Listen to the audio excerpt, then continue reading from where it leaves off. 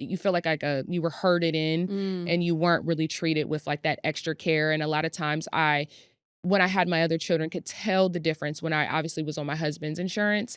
Then those experiences were like vastly different. The way I was treated when people were like, what kind of insurance do you have? You know? What's up, y'all? It's Ashley. I'm Fee. It's Melanie. And Cody here. And you've tapped into The Mama's Den. All right. And welcome to the Mama's Den. Matthew McConaughey. How y'all doing? All right. Good. In the world. Because she said, all right. I was like, what are you, Matthew McConaughey? Is that, oh yeah. All right. Doesn't Kevin Hart do it too? He does. Oh. There you go. Oh my goodness. I did not know that. No, a lot of people don't know that because I used to attribute it to Kevin Hart and they were like, no, it's Matthew McConaughey. That is Matthew McConaughey. It is He Matthew started McConaughey. it. It's both. I love this for us. It's All right, how was y'all's weekend? Look, I'll tell you how mine was. How was it? I thought I would have a day and a half to myself, and I didn't because my family who went to Big Bear came home mad early on Sunday morning. They missed you. Tommy said, we're going back to the house. Tommy said, I miss my woman. I'm coming home, girl. He said, come get these kids. Basically. He said, I done had enough. I literally had like a leisurely coffee, dang. little breakfast at home. I went for a walk, and they were cute. home when I got back. That's cute, though. No. I'm glad you got to start your Wait, day, so though. they didn't even say, hey, we're home? So you I just mean, I texted. sneak I attack? did hit him up, and I Should've was gone like, for a when are little you extra going to walk around the return? block. I know. There's nothing Call worse Ashley, be like, girl, come pick me up. than going on a walk and coming home and your family's there. That's got to be the worst. Like, I wasn't ready yet. Yeah, for real, I though. wasn't ready. For real. How was your weekend, Fee? It was good. Was this a baby weekend or was this a no kid weekend? This was a kid weekend, but I slept a lot, to be honest. Oh, good. I slept. My mom was here. We went on a walk, went to the park. Just doing a lot of like normal things. I love you that know, for you. just taking it you. easy. I'm tired of it moving so fast. Mm-hmm. Yeah. Yes. I definitely, Jared was out of town, so I definitely took the liberty to have Elmo be in the house with us this weekend on the television as much as I wanted on Sunday. I cooked all the meals from scratch. Oh, I didn't order anything. I didn't spend any money ordering food. I'm very proud of myself. I cooked all 3 meals at home, which means I also spent 7 hours in the kitchen, which was trash. Ooh. But, I saved money. Mm-hmm. And I stayed in my pajamas all day on Sunday. I'm not even going to lie. I stayed in my pajamas. lovely. all day. It was a I good love day. It was a that. good day. Me too. That's amazing. Okay. What about you, Ashley? Everybody had a peaceful-ish weekend. Ashley I was did forced too. to clean. Yeah, I was like, she well, was cleaning. I did too in the beginning when I woke up extra early with the baby and we were watching Paw Patrol because she's literally been obsessed and now she watches all 3 movies every single weekend. Oh. And then Father Chia woke us all up out of our slumber and relaxation and made us clean the house, like scrubbing baseboards, scrubbing the Ooh, windows. he hit you with the immigrant parent Yes. weekend. Yeah, this is what my mom used This to is do. what my mom used to Yes, do. every Sunday my mom would turn on Bob Marley and we would have to scrub the house. When we knew we heard Bob in the background, Oh it was my time to word. get to scrubbing.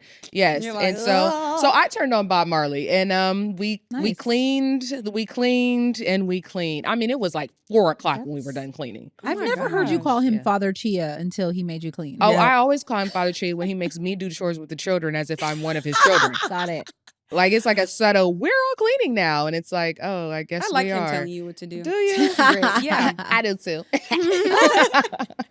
Well, look, y'all, we also have a guest joining us today, okay? And I believe that the Zoom is ready. So joining the Mama's Den, we have Administrator Chiquita Brooks-LaSure. By the way, Brooks is my maiden name as well.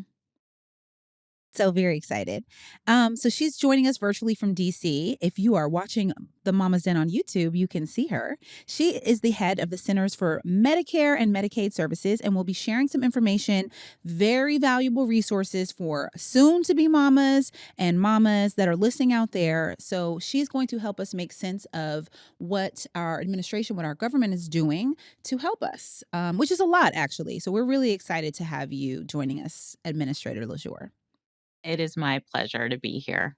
Will you tell us how many kids you have? I know you're a mom. And I am a mother. Yeah. So tell us a little bit about your motherhood journey before we dig into it. Oh, well, as I think I can speak for so many mothers, being a mother is just brings so much joy to one's life. And for me, my daughter is now 10 years old. It's a running joke of whether she will be taller than me by the end of the summer or by the end of the year. I'm trying to hold out for the end of the year. She's just one of the greatest joys in my life. Yeah. And I think I personally just feel like motherhood has helped me be a better leader and be a better person. Yeah. Yeah. Mhm. We might agree with that. Yes. Ashley has a 15-year-old. Is Amira taller than you, Ashley? No. So I actually have 4 children, to be clear, 4 daughters, not just a 15-year-old. But I do have a 15-year-old, and she's not. I reached my full height in ninth grade, and I think that the women in my family are very tall, but none of us are taller than our mothers. So I think we're Mm. keeping with tradition. I'm not taller than my mom. My mom's not taller than her mom. So I think we're good to go. She's like right here. I'm still taller. Well, cool. Should we jump in, guys? Yeah, let's do it. Okay. So, administrator. In June of 2022, the Biden-Harris administration launched the White House blueprint for addressing the maternal health crisis. And y'all, I'm definitely reading today because I want to get all of this Yeah. Yes. perfectly I agree. correct. Please do. And so that is with Vice President Harris leading the effort to bring Mhm. the whole of government to bear on this crisis that we are all at this point in the Mama's Den fully aware of. And through a sustained multi-year, multi-agency effort to combat maternal mortality and morbidity and reduce racial disparities nationwide. And so, we've talked about this a little bit here in the Mama Den. I know, Ashley, you've shared your experience with your first daughter Mhm. in Ohio, because now Yes. you've been in California for the last 3. Yeah. Will you share a little bit about your experience with Medicaid? Yes. So first, can you clarify? I was on CareSource. Are CareSource and Medicaid the same thing? It may be. There Okay. are so many names for Medicaid, and it depends on your state. Okay. So I'm sure, I imagine it was, but Okay. So I had CareSource when I first got pregnant. I was in college, and then I left college to go live in New York and follow my dancing career. So I was working at a restaurant in a school during the day, but I didn't have any benefits. So when I found out that I was pregnant, I moved back to Columbus, Ohio, my hometown. That's where my now husband was living. And I wasn't on his insurance. We weren't married at that time. This is 15 years ago. I couldn't Mhm. be on his employee insurance without being married. And so I had the government insurance, which was CareSource. And I didn't, I had positive and not so positive experiences. Obviously, like they paid for my braces full out. So that was great. And I didn't have to pay for anything, like not one thing, not one prenatal appointment. I didn't have a doctor's bill after I had my baby. So obviously at 24 years old, moving back home and having like to restart my life, that was like really great that I didn't have to bear the financial burden of having a baby. I would just say, like, obviously this is 15 years ago and things have changed. At that time, the experience with finding a doctor was really hard because actually a lot of the doctors didn't accept the insurance, and then it just kind of left me to go to like the city hospital. I had a different doctor every single time, and it was kind of like a clinic that you would go to for that insurance, and a maternity clinic essentially, so you didn't really have like that personal experience. And I would say like that was one of the downfalls of having that insurance, that it was kind of like everyone kind of got it. You feel like you were herded in, Mm. and you weren't really treated with like that extra care. And a lot of times when I had my other children, could tell the difference when I obviously was on my husband's insurance. Then those experiences were like vastly different, the way I was treated when people were like, what kind of insurance do you have? Mhm. So I don't know. I'm just hoping you can kind of speak to that. And obviously 15 years later, I'm sure things have changed, and how that works for young moms or people in general that have public insurance, or Medicaid rather. Absolutely happy to talk about this. And this is a real area of focus for me personally Hmm. and for the entire administration. I would say even broader than maternal health, which I'll turn back to in just a minute. We as an administration have put out so many new requirements around the Medicaid program. And so much has changed since 15 years ago for Medicaid. I think there is a new understanding in our country about how important it is to have everybody have coverage. I would say a couple of things have changed. One, the work of President Obama of passing the Affordable Care Act. There's a new understanding of how important Medicaid is for everyone. It's important for people who are between jobs. It's important for the middle class. Medicaid pays for more of mental health services than any other program in the country. Mm. And so I think that we have more of an appreciation that there are over 80 million people today who are on Medicaid. And I think that we are working to strengthen the program. We actually just put out new rules to states saying you have to make sure that you are paying your doctors adequately so that you don't have long wait times, you do have participation, and it's really to address the concern you just said of people not being able to see the doctor that they want to see. And so that's been one of our core efforts to really make sure that when people are on Medicaid, they're getting the same coverage that they would if they're in employer sponsored insurance, if they're getting through their employer, if they're on Medicare, and also now, thanks to the ACA, if they're on what we call Affordable Care Act coverage. But go back to maternal health, Mhm. which just to say, I cannot tell you how important this is to all of us. And early in the administration, the vice president convened the maternal health cabinet, and we all went around the room, the secretaries of every agency, to say what they were going to do to make sure that we together address the maternal health crisis. And it was really moving to see the talking to the Secretary of Agriculture, talking to Veterans Affairs, talking to DOD, talking to all of us to say, what are you going to do to make sure that maternal health is improved in this country? Because we all know that we have so much further to go. Black and brown mothers, in particular, have disproportionate health outcomes. And one of the things that I always want to say whenever we talk about the disparities is it is regardless of income. So we see those differences regardless of education, regardless of insurance coverage. And I have done so many discussions with women um, and advocates across the country. And I'm so struck with how many women who look like me talk about their experiences with their doctors, and their concerns about maternal health, Mhm. regardless of their education and income.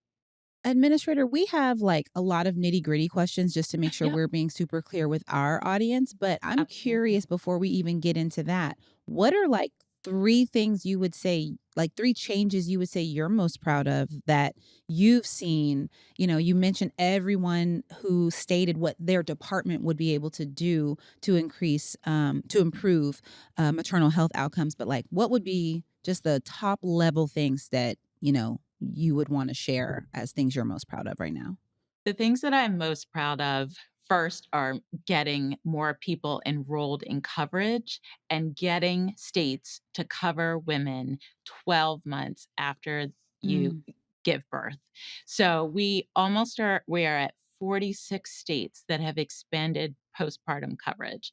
And those of us in health know that you need to make sure you are seeing the doctor before you get pregnant.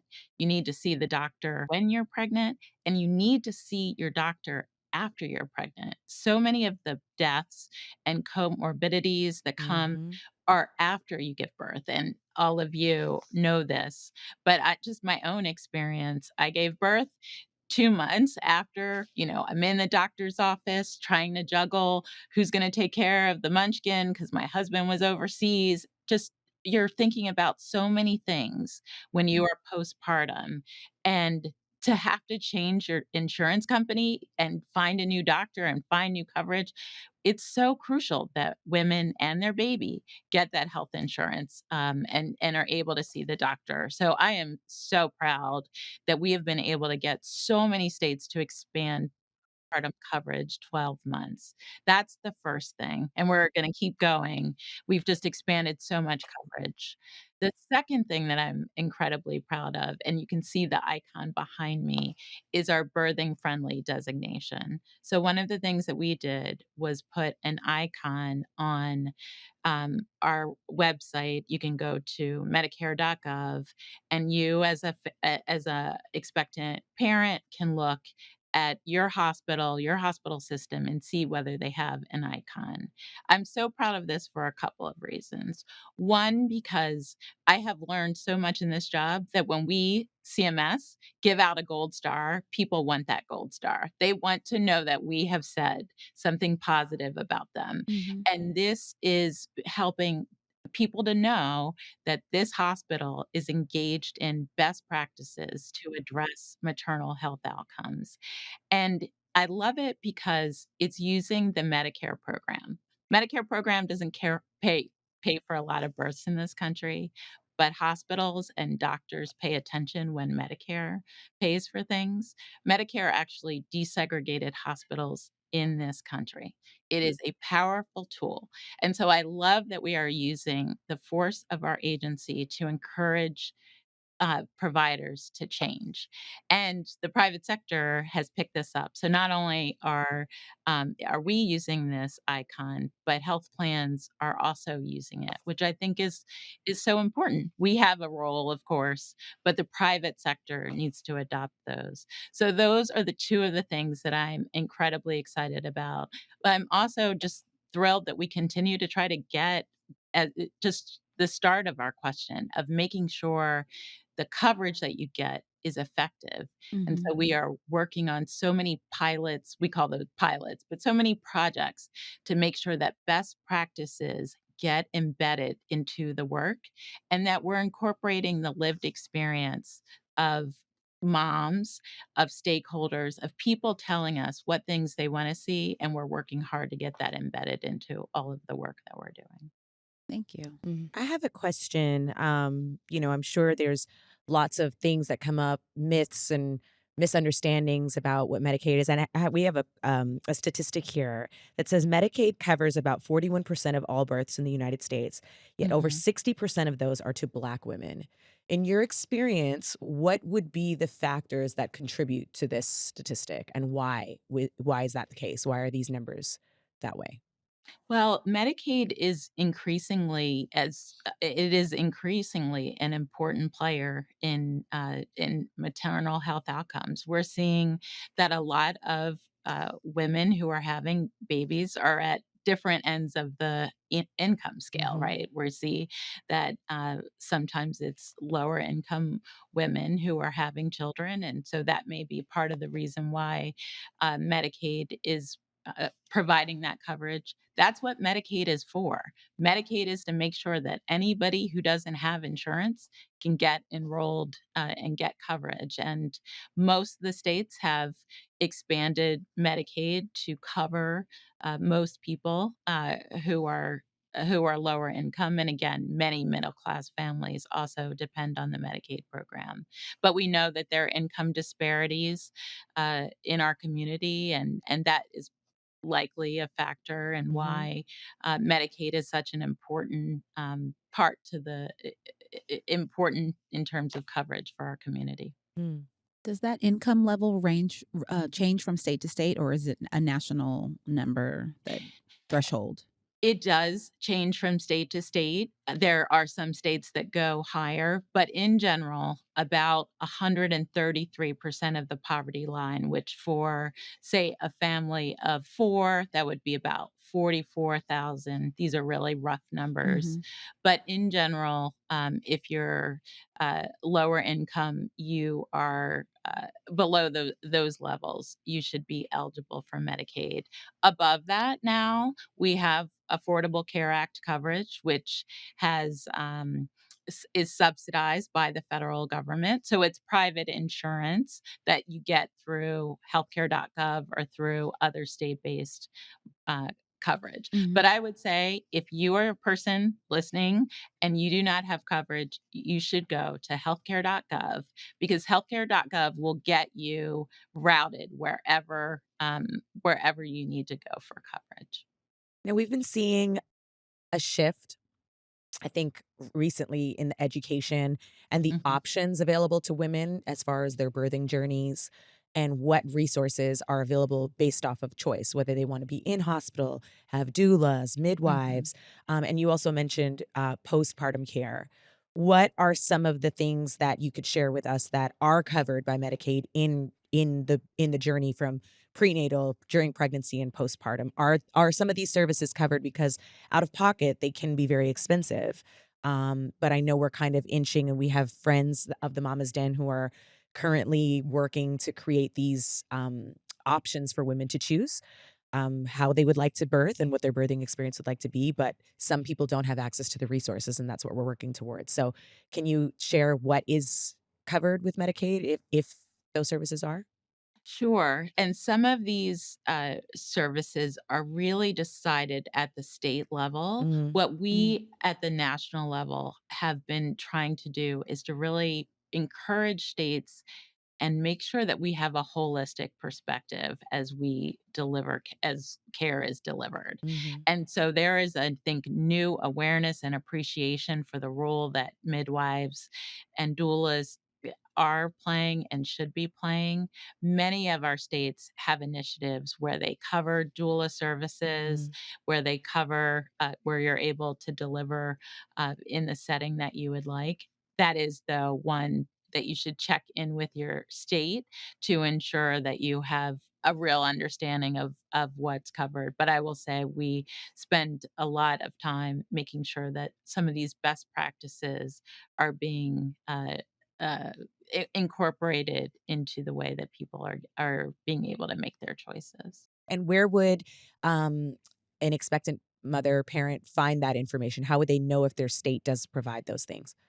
The best place to check is probably with your provider, and Okay. it doesn't need to be your OB, but your primary care who can help you navigate. You can certainly, if you're on Medicaid, check in with your state, and you can get healthcare.gov is a great place to start where you get routed to your state. But of course, if you Google your state Medicaid office, that's another way where you could find the information. But it does vary sometimes by when you're in Medicaid, you might be in a different managed care plan. So private coverage, just like I think the name of the plan you were talking about might actually have been a health plan. So you can check with your health plan about what they cover. Okay. And I think I read something.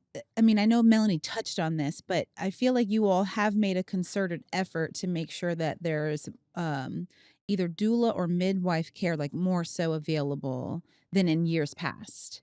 We definitely have been emphasizing just the importance of these collaborations and really encouraging states. So we have a couple of the language we would use are models. We have places where providers can enter into these collaboratives where we will pay for those services. Mhm. Oh, great. Um, and something else you said earlier about extending care 12 months after birth, but Mhm. also making a point to improve the quality of care. Yes. How do you define that? What I define improving the quality care are a couple things, making sure that people, and certainly we're talking about maternal health, can get access to the doctors and the providers that they need. So, some of our areas of particular focus are primary care, maternal health, and mental health. So, we just put out new rules where states are going to have to prove to us that they are paying adequately to Mm, make sure that if you are on these services, are getting access to the care you need. So, what are your wait times? So, mhm, states are going to start reporting to us Mm, how long does it take when I call up and say, I need to see my OBGYN. How long is that time? And we just put new requirements to make sure that people could go get their doctors. And part of how you make sure that's the case is by making sure you pay mhm. adequately and And when you pay doctors properly, they will treat the people who are coming to their office, treat them well. Yeah, I agree with that too. I think Kim was talking about that, is how they're not being paid properly, so it just makes the whole system like makes it very difficult. So, question: I feel like within our community, there's a lot of speculation. There's a lot of people are afraid to go to doctors. A lot of people are afraid to take medication. What are some things that you could just, I guess, like encouraging words that you can tell our community on just trusting the system, and that not every doctor is bad, not every, hospital is bad, that you can lean on it and this is somewhere for you to be supported. I think this is one of the most important things that we are collectively working on, of making sure that when people go to see a provider, when they go see their doctors, their nurses, that they feel like they can trust that Mhm. person. And so I would say a couple of things. One, we are using our power to say it is important, doctors, nurses, all of you, to care about health equity. When we, as the government, as I was saying, Medicare desegregated hospitals, when we say something is important, then people respond. And this administration and our office is really focused on saying, we want to make sure you are treating everyone well, like you are being what we call culturally competent. You are meeting people where they are. And I think some of this is also not on us, but everybody listening to me should feel empowered to say to their provider, if they're not getting the care they need, that they deserve it, that they are entitled to it and can go somewhere else if they're not getting it. Because some of what happens in our community as well as others is we don't feel confident in our voices, and Mhm. it's normal and natural. Like when you are going to a doctor, you're in a vulnerable place Mhm. because something is wrong, and you want to figure out Mm-hmm. what's Mhm. going on. So I think I want to make sure people know they have a right to advocate for themselves. And if they feel like they need help, sometimes bringing a person along. I mean, one of the things I think that doulas are so effective about is you have an advocate there. But even if it's for an office visit, there's nothing wrong with bringing along someone who can sometimes be that advocate for you.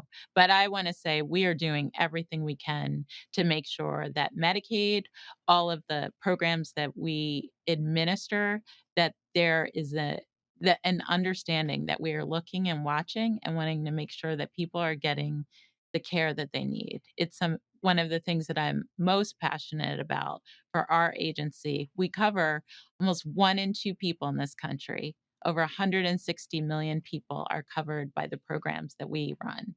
And so it is my mission to make sure that everybody who is treated under our programs gets the care that they're entitled to.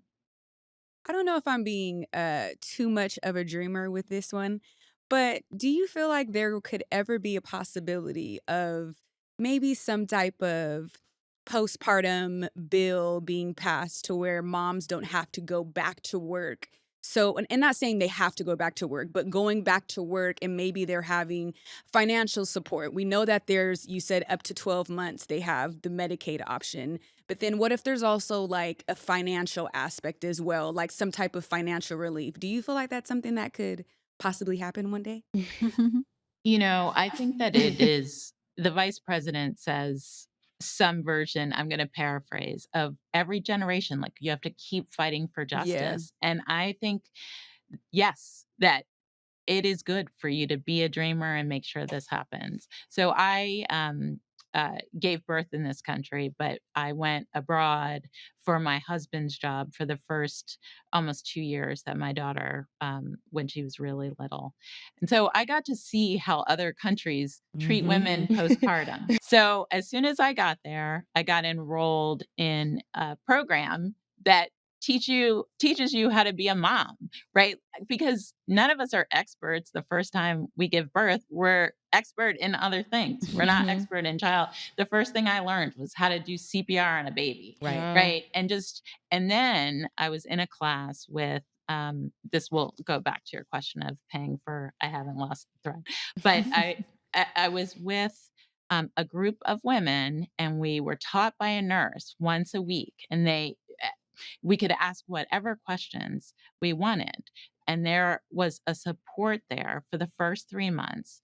And the women who were in my group, almost all of them had a year that took the entire year, because they had a year of paid maternity leave. Mhm. And then every company had to give you an option to stay out another year. Mhm. So the women there just had more time to Mhm. get to know the process. And I mean, we had the range, right? Some babies went to sleep immediately. I don't know about your child, but that was a long process for us. And I can't honestly, and my experiences were different, in part because I was out of the United States of get right back to work and figure out how to pump if you want to pump while, in the law now says that your employer has to give you space to pump, which Yes. thank you, President Obama, Affordable Care Act. But I didn't have to juggle so many of those challenges, and I Yeah. think that had a lot to do with my own personal journey, which is why I came back and learned so much about what was going on maternal health. But now I had the experience of imagining what it would be like to try to get back to work and having to navigate all the things that come, going to work tired. And I believe it is important that we continue to advocate for women to be able to uh, make their own choices about when they're going back. And one of the reasons I remember, this was very early in my life, sometime in my 20s, I was at an embassy of one of the smaller European countries, and they said, "We can't have women dropping out of the workforce. That's why we have 1 year of Yes. maternity leave." They understood the economic Mhm. reason why it was important to have maternity care and to offer these options. So that's what I would say in terms of your optimism. I think that it is important to continue to advocate for the things that we think are right, and I think it is not only the right thing to do for our moms, for our Mhm. families, but also we need to think about what it means to our economy Yeah. if the people giving birth in this country are so stressed and strained, Yep. um, that they don't have the health outcomes that we would want. I said, as the resident Canadian, I support this motion to happen for the United States of America. Oh, I lost them again. Oh, Oh, well, the listeners heard us. Yeah. I want to know Let who us do know we when can, you who when do you we hear talk us to? again. Oh, I hear you again. I heard Okay. resident Canadian. I love Canada. Yes, What part of Canada are you from? I'm from Toronto. Oh, Yeah. So beautiful. I support I support this motion to happen for the United States. I think I would love all women to have the option to have Yeah. 12 months with their child, That for would be sure. lovely. Because I see that it's possible, and I see how beneficial it is. Um, for my friends and who've had their children in Canada, it is. Administrator LaSure, thank you so much for all of your information and for your presence, and just helping to us further to dive into this very important topic. Can you please let our listeners and our viewers know where they can find more information if they're looking for it, and where they can find you as well? Absolutely. Go to cms.gov, cms.gov, and you can get routed to so many different web pages of all of the work that we're doing on maternal health. And I just want to thank you again for lifting up this topic, for really giving me an opportunity to say how much we care about maternal health outcomes and want to do our part to make sure that we improve them in this country. Thank thank you. you for Thank you being so here. much. Can I ask a Question. quick question? What course. is the difference between cms.gov and healthcare.gov? So when we share, we're being really clear.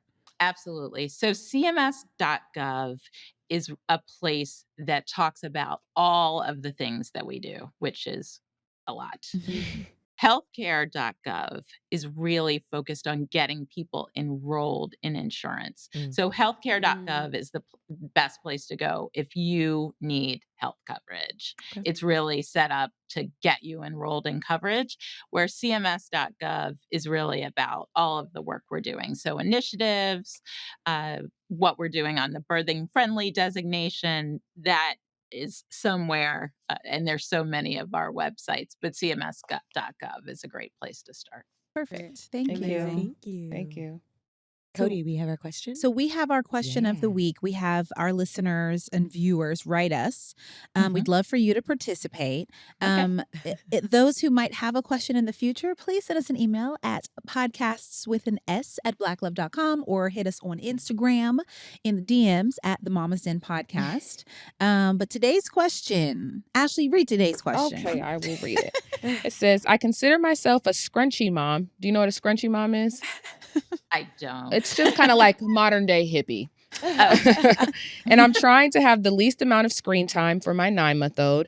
I've decided I can't even watch TV when he's in the room because he's become more aware of it. He gets about 30 minutes a day from Mrs. Rachel, but what else can I do with him to occupy his time?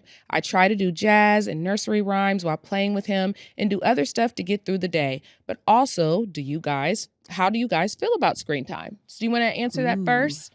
Sure. I was thinking I was going back to 9 months. I don't know about you all, but that first year is a blur. So. Exactly. Yep. I tried to focus on really limited screen time of things that I thought were educational. So that helped. Kids at that age really like repetition. So if you find something, I found just these cute little clips from Sesame Street. So not the whole episode, but just 5 minutes. Or there are so many resources out there in terms of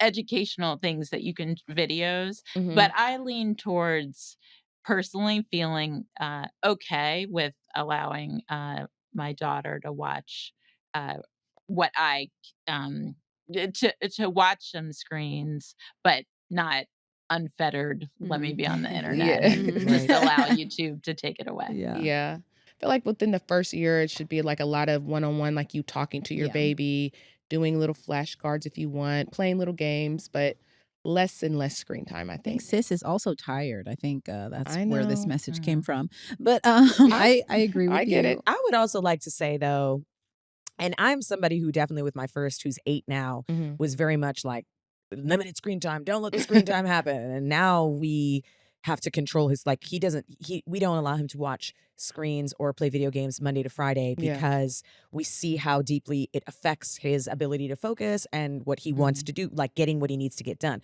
So just so you know, friend who's listening, when they get to a certain age, even older than 9 months, you're going to have to regulate some stuff as well. True.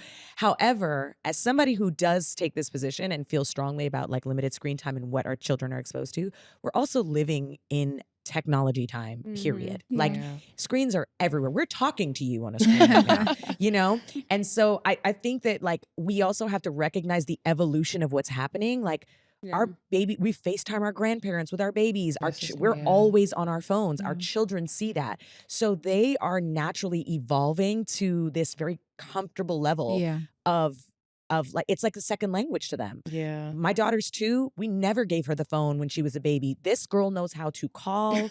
She knows how to take pictures of herself. She knows how to do voice notes. We've never given her a phone. She posted to Instagram. Yeah, she posted to Instagram. How, like a very like cute picture of her and my dad. Like what? It was very interesting. So I'm seeing this shift that's happening already where these kids, it's a part of their language. It's a part of their evolution as well. And I know that we're in this time right now where there's a lot of information conflicting on what is good and what is not good. And I just think you got to do the best that you can and know that like, it's just, there's an evolution happening. Yeah. We're in it. And in a few years, 10 years, 15, 20 years, there's probably going to be a whole other study that says these children need technology because it will keep them behind if they're not able to act like a computer because we live in computer times, you know? So I don't know. My advice to our listener would just be do the best you can. I have a child now who's 2 who is um, uh, uh, on a plane, does not cooperate. And so I will say that a screen has been very helpful when traveling. And so you can use it as you need to assist a healthy experience for yourself. My 2 cents at that age, though, just agreeing with everything that you all are saying, it was really important to me to watch things with them and like interact with the things, Right. ask them questions about the things. I don't remember if I think I read that somewhere, but like it allowed us to process what we were watching together. If some shows have call and response, and so is my kid actually responding or Right. acknowledging that a question has been asked? It's That's like good. whatever. What is that show? I want to say Mighty Express or one of them truck shows where they ask you a question like, "Do you jump or do you ride?" And it's like ride, whatever. Yeah. And so I think for me, it has been really important to watch as much as I can with them and just kind of make sure that they're not just staring at it blankly and they're actually engaging with it. That's good. That's good advice. Why, thank you. Anything, Felicia? You guys said it all. I said a little bit of all of it. Well, Administrator Brooks-LaSure, thank you so much for joining us and giving our audience and listeners like all of these great resources. We will be sharing cms.gov and healthcare.gov with the people. Anything else you want to add before we let you go? Just thank you again so much for having me and for creating a safe space for Black moms to come and talk. And just it was a pleasure to be with you. Thank Thanks you. for Thank you being so here much. today. Thank you so Thank you for much. all that you do. Yes, thank you. Thank you. All right, that's a wrap. Bye. Bye. All right. Bye. Bye.